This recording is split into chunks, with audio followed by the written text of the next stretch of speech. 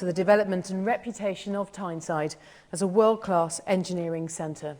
But by the 1980s, the site had fallen into disuse and needed a saviour.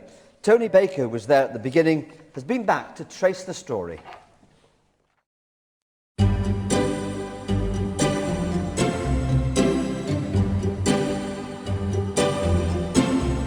Now it's a place of our time, a modern, comfortable and always refreshing place to work.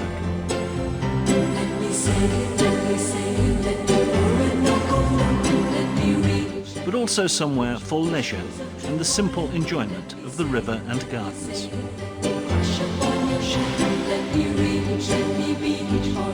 Newcastle Business Park, running along a mile of the Tyne, a development which cost £160 million and became the jewel in Dysart's northeast crown.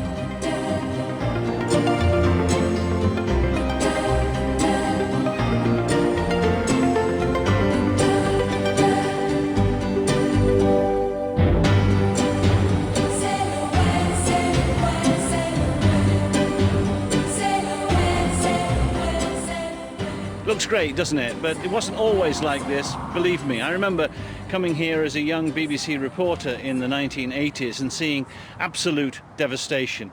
And when I mentioned that in a conversation with Jack Fawcett, he simply smiled. I have looked forward to this day for a long time.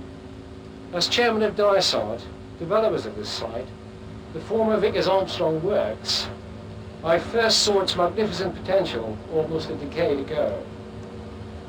Now we have the happy task of witnessing the opening of the most successful and largest business park in the north of England.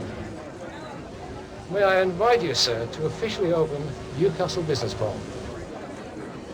I think that everyone involved in the planning and construction of the business park is entitled to feel a pleasant glow of pride in a job well done.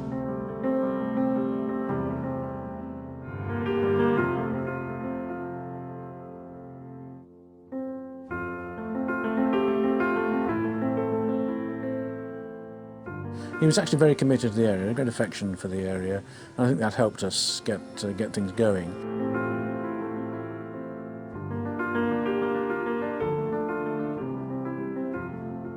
It required nerve, it required persistence, it required imagination. But the result, of course, was one of the great urban renaissances of urban Britain.